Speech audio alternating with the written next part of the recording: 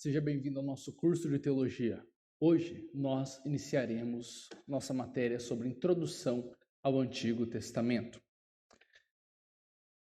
É primeiramente importante enfatizar que tanto a nossa apostila quanto essas videoaulas são apenas um material introdutório, uma ferramenta para que você, de forma particular, de forma própria, possa procurar, de forma autodidática até, se aprofundar melhor nesse maravilhoso compilado de livros intitulado Antigo Testamento. Devido à sua extensão e devido à proposta desse curso, nós não temos a possibilidade de nos aprofundarmos e expormos detalhadamente, livro por livro, que compõem o Antigo Testamento. Mas isso não significa que também esta matéria não seja importante. Ela é de suma importância porque nós precisamos entender, pelo menos basicamente, as bases daquilo que nós usamos como nossa única regra de fé e prática. O Antigo Testamento, ele talvez seja o livro, eu vou dizer livro aqui, embora ele seja um compilado de livros, talvez ele seja o livro mais importante do mundo, porque é dele que vêm as três maiores religiões monoteístas, ou seja, que acreditam em apenas um Deus, as quais são judaísmo, cristianismo e islamismo, respectivamente.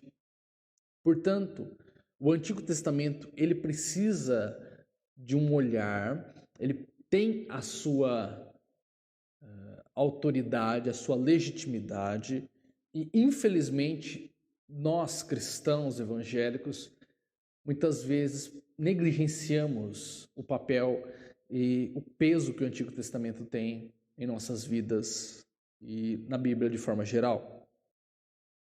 O Antigo Testamento, muitas vezes, ele é vendido e tem esse ar em nosso meio de um livro que não é mais válido, que caducou, e um livro que apresenta um Deus diferente daquele que Cristo apresenta.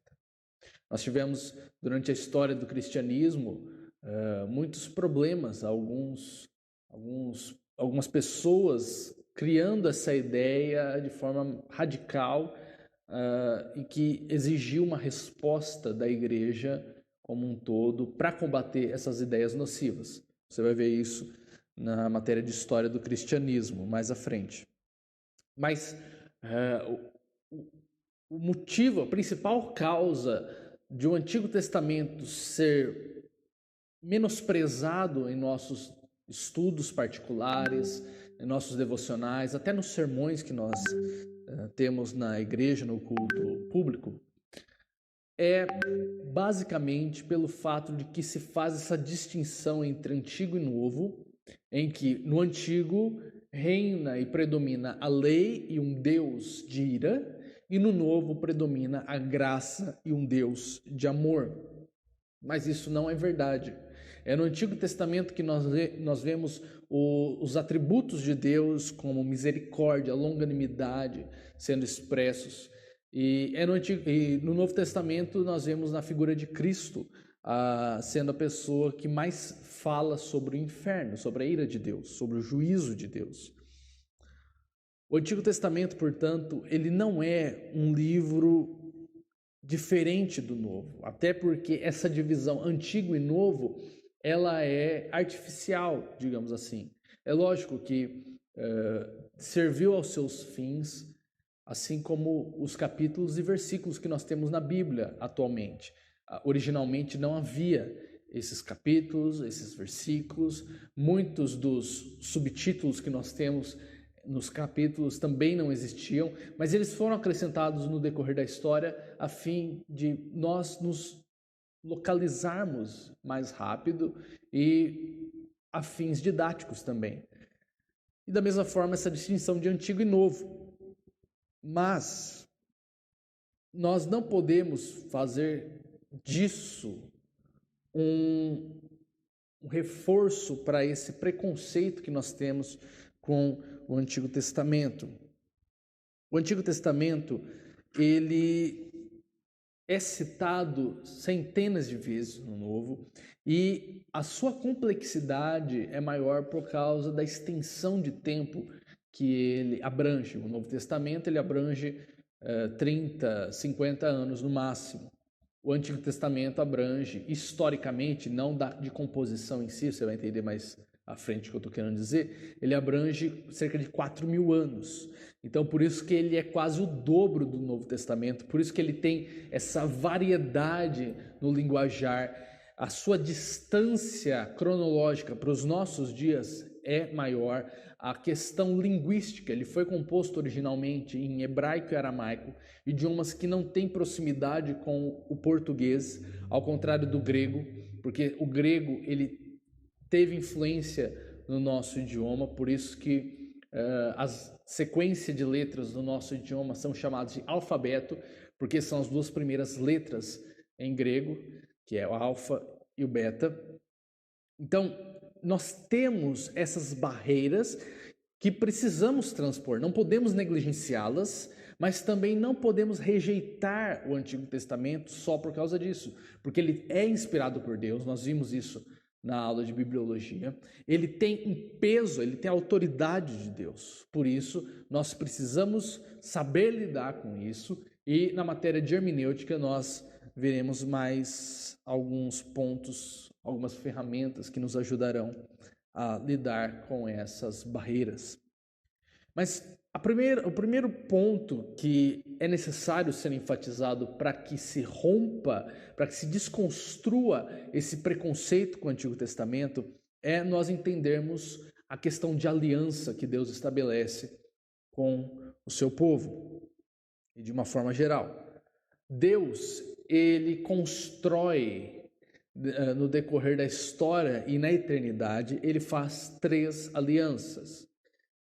Aliança eterna, a qual, antes dele criar todas as coisas, o Pai, com o Filho e o Santo Espírito, entraram num acordo, entraram numa aliança em que a segunda pessoa da Trindade, o Filho, Cristo, Jesus, ele seria o mediador, ele seria o salvador da criação, ele estaria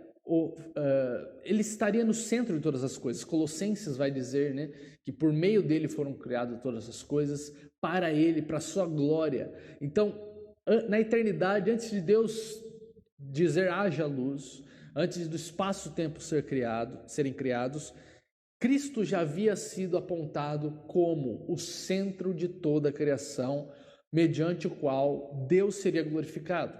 Então essa é a primeira aliança, chamada de aliança eterna. Quando Deus cria em 6 dias todas as coisas, no 6º dia ele cria o homem, ele faz uma aliança com o homem, chamada de aliança de obras, ainda que esse termo não seja plenamente correto. Eu vou explicar o porquê. Deus ele faz essa aliança com Adão e diz que ele pode comer de tudo, que ele deve nomear os animais, que ele deve crescer e multiplicar-se, mas Deus coloca uma lei, uma ressalva, que ele não pode comer da árvore do conhecimento do bem e do mal. Essa era a obra de Adão. Se Adão obedecesse, respeitando, se sujeitando à lei de Deus, a Bíblia não dá mais informações, mas provavelmente ele alcançaria o ponto culminante de glorificação, de ter um corpo glorificado, assim como nós, em Apocalipse, nos é prometido, junto com novos céus, nova terra, corpos novos, assim, semelhante ao corpo de Cristo. Mas, por que essa aliança, mesmo fazendo e dependendo do agir de Adão, por que essa aliança não é totalmente correta ser chamada de obras? Porque só pelo fato de Deus descer a um nível de fazer uma aliança com uma criatura, com um ser humano, já é graça e misericórdia da parte de Deus, e daqui a pouco também eu vou explicar a respeito do significado de aliança. Como Adão ele desobedece à lei de Deus, nós sabemos da história, descrita em Gênesis capítulo 3. Deus então, durante as maldições que ele vai colocar sobre a terra, o homem, a serpente e a mulher, Deus, ele dá uma promessa, que é conhecido como proto-evangelho, em Gênesis 3,15, que é o evangelho em estado de semente ainda, é a primeira revelação da vinda de Cristo. E nessa promessa ele estabelece uma nova aliança, conhecida como aliança de graça. Então, tanto o Antigo Testamento quanto o Novo Testamento trabalham sob essa aliança de graça. A partir de Gênesis 3,15 é estabelecida essa aliança de graça. Se houve algum período em que o homem era salvo pelas obras, esse período foi só com Adão e Eva, antes da queda, e não deu certo. Então, Deus estabelece essa aliança de graça, e essa aliança ela vai percorrer toda a história até chegar em Cristo, que vai ser o clímax dessa aliança. E durante a história, Deus ele vai confirmando e reafirmando essa aliança.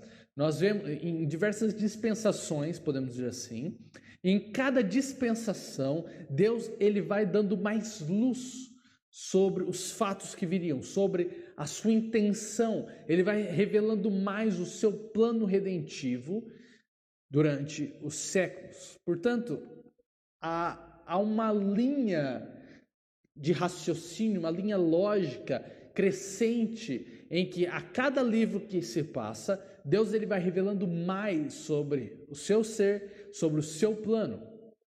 Então, nós podemos dizer que cada livro, tanto do Antigo Testamento quanto do Novo Testamento, está apoiado em 3 pilares, que são o reino de Deus, sempre vai ser revelado, sempre vai ter algo novo, a figura do Messias e mediador, que é Cristo, vai ser também através dos tipos, que são pessoas ou rituais que vão apontar para Cristo, que exercem algum ofício, tem algum atributo semelhante a Cristo, e por fim, a aliança.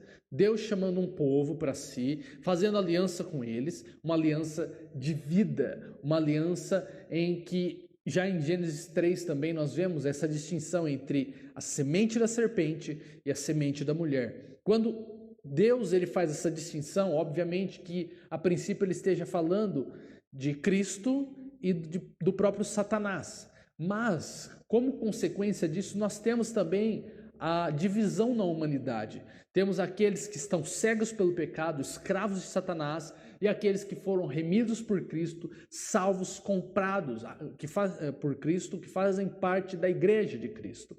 E a semente da serpente sempre está num embate escatológico e cósmico contra a semente da mulher, os herdeiros do Senhor Jesus. Então, a aliança é basicamente o seguinte: nós vemos, por exemplo, depois de Adão, Deus ele vai reafirmar com Noé com o exemplo do arco-íris sendo o símbolo da aliança de Deus. Vemos isso com Abraão, vemos isso com Moisés, Davi e por aí vai.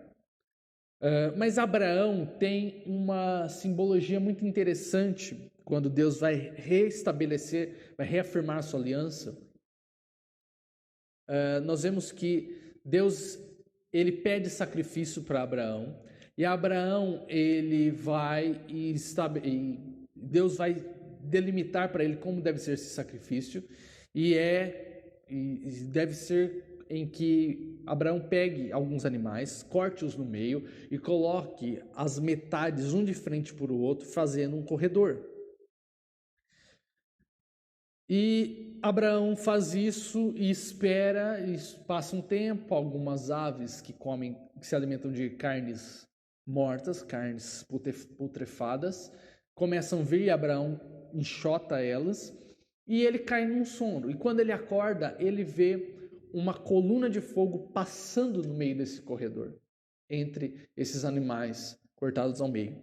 E isso, embora a gente lendo não entenda a referência que está fazendo o texto, a alusão que o texto está trazendo, mas na época de Abraão, na Mesopotâmia, onde ele vive, há um ritual, podemos dizer assim, em que seria mais ou menos um contrato de parcerias.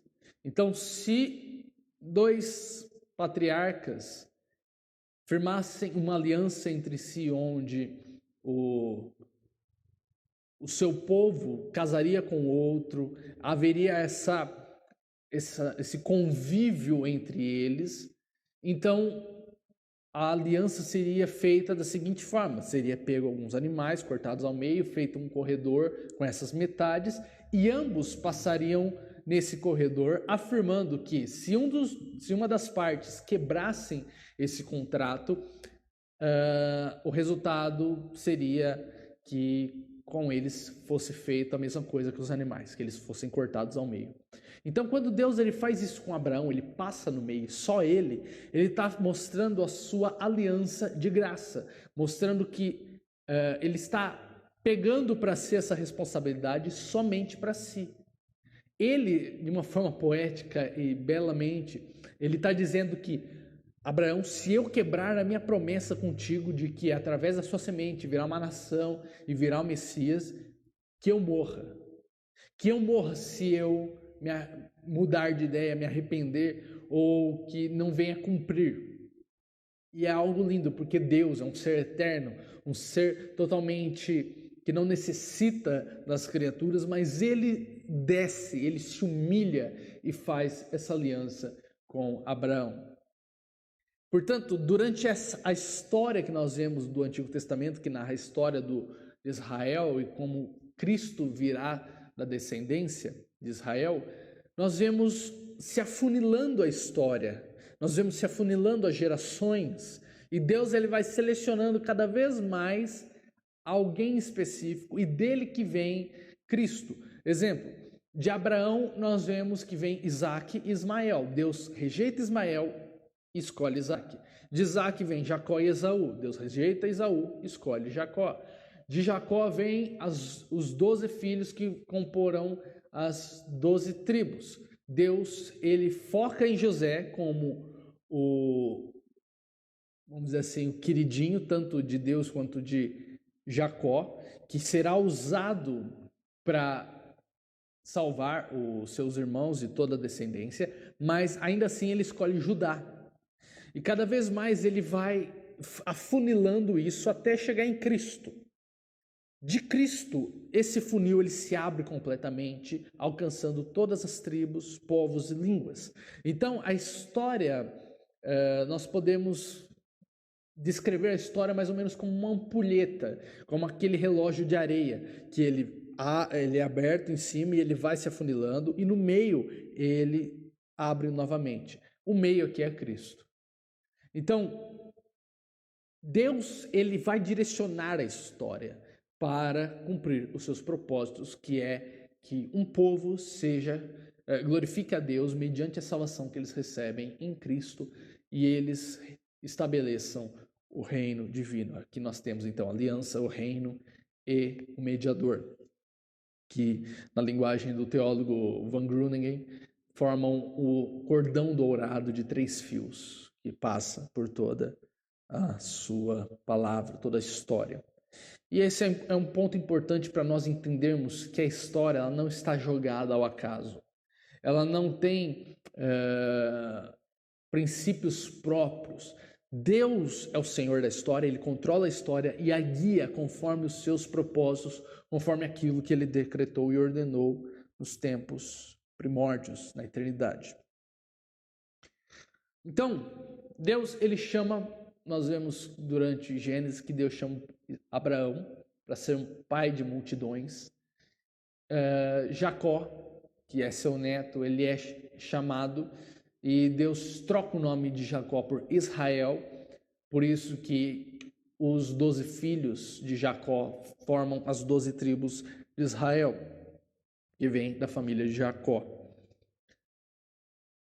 Então, se Israel é o povo escolhido por Deus para representar a presença de Deus na terra e espalhar a palavra de Deus àqueles que não o conhecem, lembrando que Deus, ele não escolheu Israel exclusivamente por causa de de raça, por causa de sangue. Porque nós vemos casos como a Raabe, que morava em Jericó, que era pagã, não era judia, e que era gentil, né, podemos dizer, que é o termo, que ela não era israelita, e ela é incorporada no corpo de Deus, né, na aliança de Deus. Nós vemos Jó, que é um personagem que nós não sabemos como ele conheceu, como ele estabeleceu uma aliança com Deus, mas ele não é israelita, ele é gentil também, mas ele faz parte da aliança. Nós vemos Ruth, que também é gentia, moabita, que passa a fazer parte da aliança de Deus, do povo de Deus. Tanto Raabe quanto Ruth, nós vemos que elas fazem parte da árvore genealógica de Davi e de Cristo, ambas gentis. Então, nós precisamos definir quem são os israelitas e qual é a relação deles atualmente com o pacto de Deus. Então, nós vemos, como eu disse, que os israelitas, eles são descendentes de Abraão, Isaque e Jacó. E os israelitas serão os protagonistas, digamos assim, do Antigo Testamento. Eles serão o povo, a igreja de Deus. E a partir do Novo Testamento, a partir de Cristo, nós vemos que os apóstolos e o próprio Cristo vão dizer que não mais compõem a igreja de Cristo apenas aqueles que são judeus, porque ainda que os gentios pudessem fazer parte dos judeus, eles precisavam passar por um processo de circuncisão, um processo para poder adentrar no arraial de Israel e serem considerados israelitas. Cristo fala que não. Agora, os gentis são alvos também da salvação de Cristo.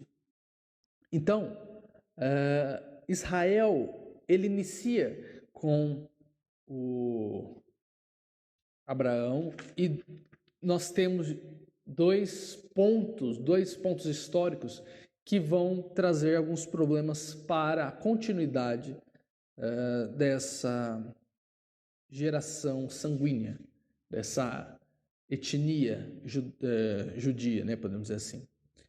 Quando acontece em 722 e 590 por aí, os exílios em que Israel já estava dividida em dois reinos, Reino do Norte e Reino do Sul. O Reino do Norte é exilado primeiramente pela Síria e o Reino do Sul é exilado posteriormente pela Babilônia.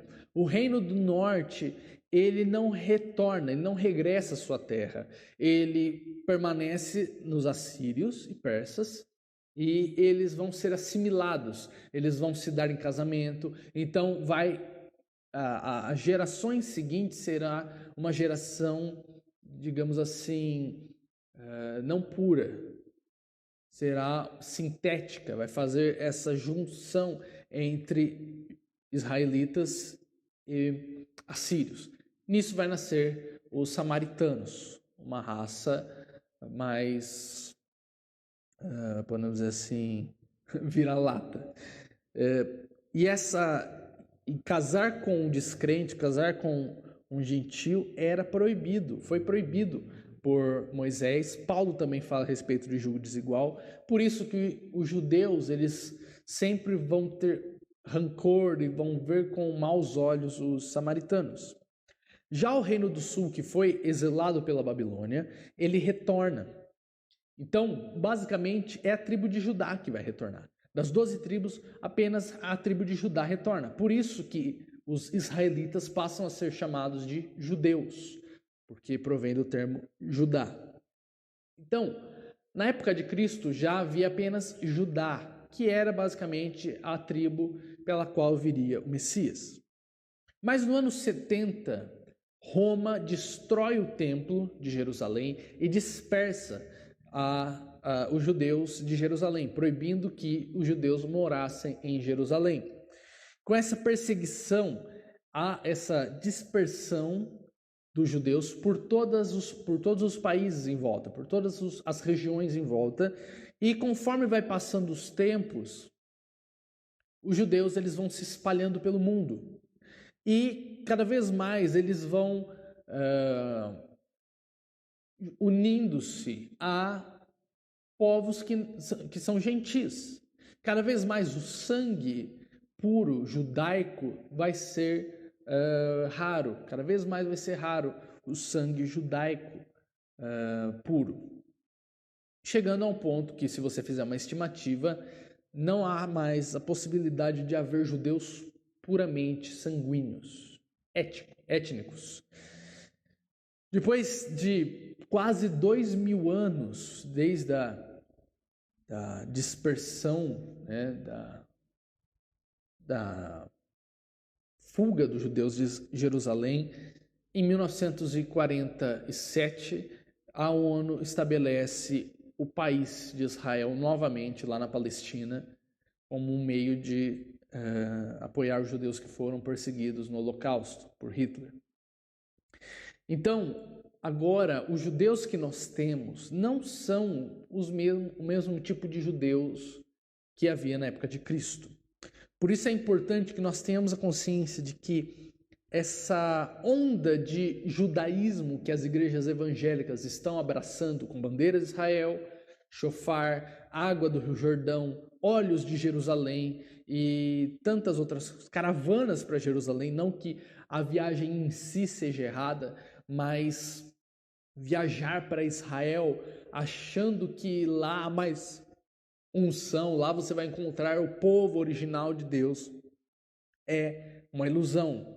É falso isso, porque nós não temos mais um povo étnico escolhido por Deus. Eles se dispersaram e praticamente todo mundo tem sangue judeu em algum grau. Então, a nação de Israel hoje, ela é pautada não pela etnia, mas sim pela sua profissão de fé. Hoje, você, sendo um cristão ou qualquer outro, não pode, ainda que você alegue que tenha descendência judia, você não pode receber cidadania israelense se você não abdicar da sua fé cristã e abraçar o judaísmo. Então, esse é um dos pontos perniciosos. O judaísmo Israel é unida, os judeus são definidos hoje pela religião. Outro ponto é que nós muitas vezes enfeitamos e embelezamos a religião que hoje é professada pelos judeus.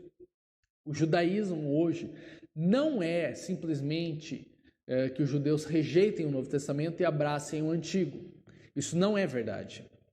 Aqui na página 13 da apostila tem um documentário chamado Marchando para Sião, que tem disponível no YouTube, tanto legendado quanto dublado, que ele vai mostrar isso.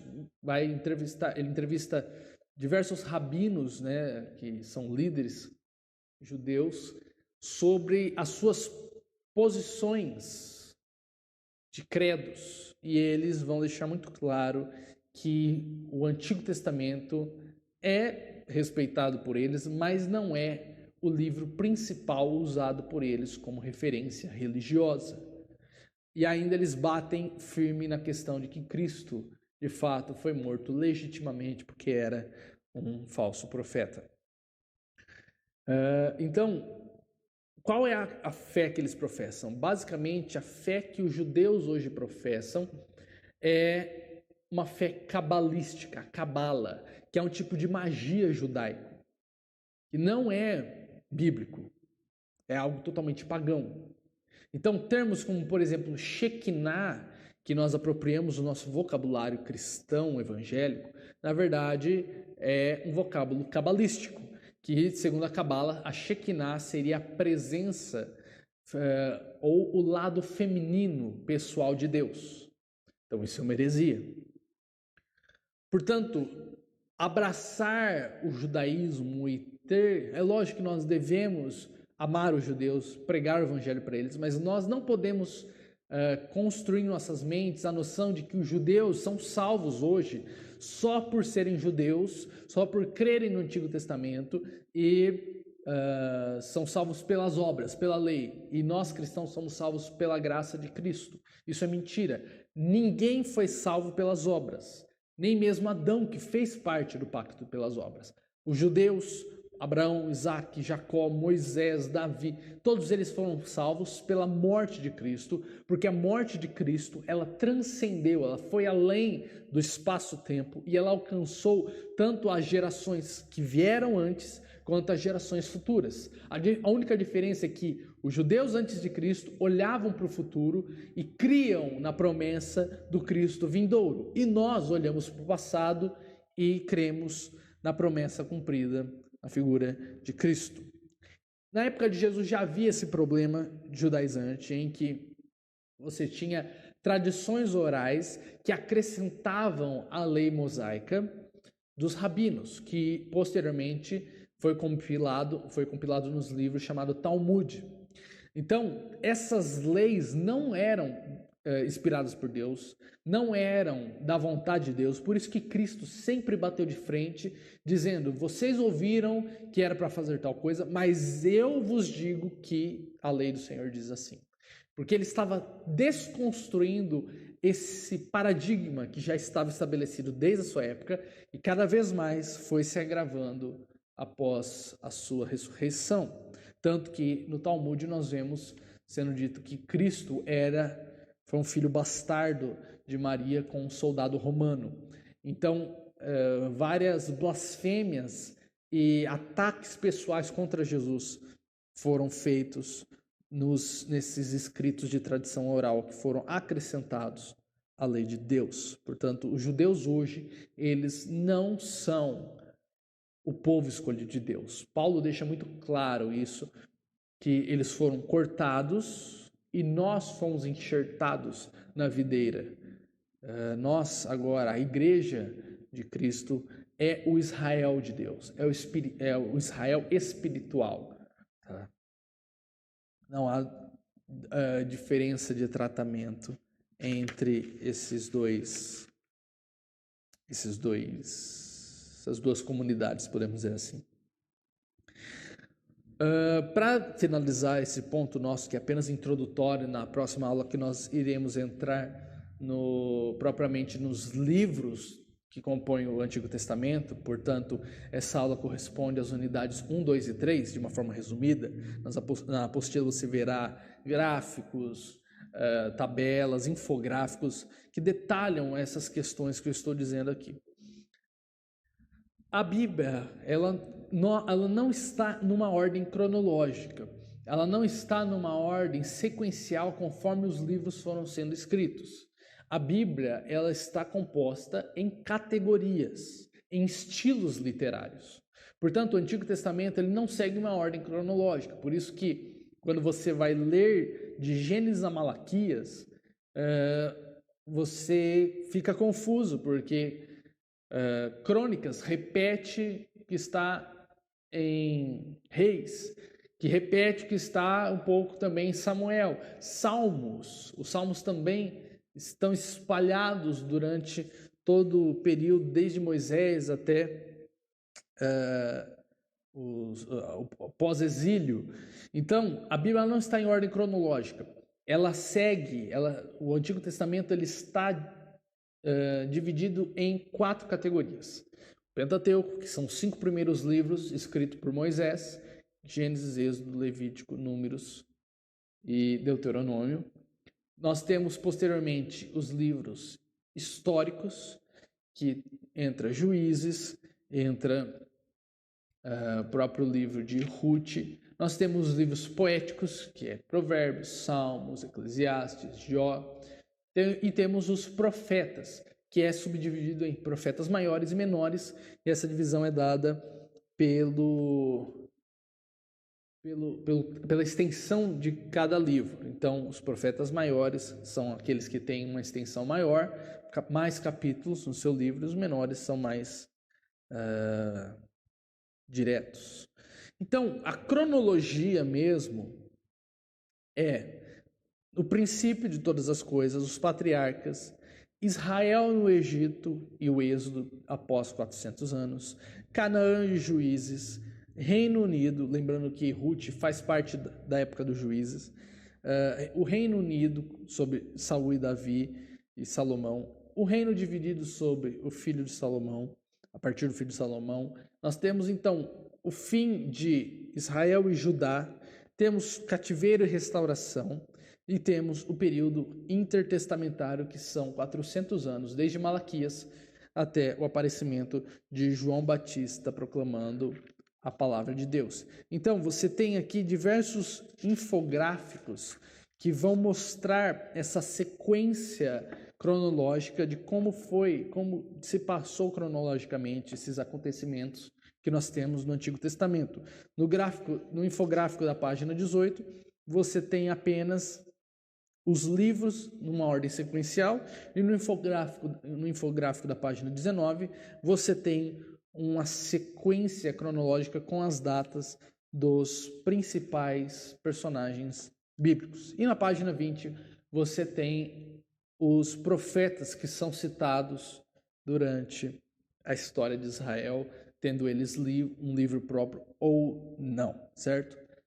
Na próxima aula, então, nós vamos entrar de fato nos livros que compõem o Antigo Testamento e falar um pouco a respeito de cada um, ainda que de uma forma introdutória e panorâmica. Fiquem todos com Deus. Você está ouvindo Web Rádio Servindo com Amor. 24 horas com você.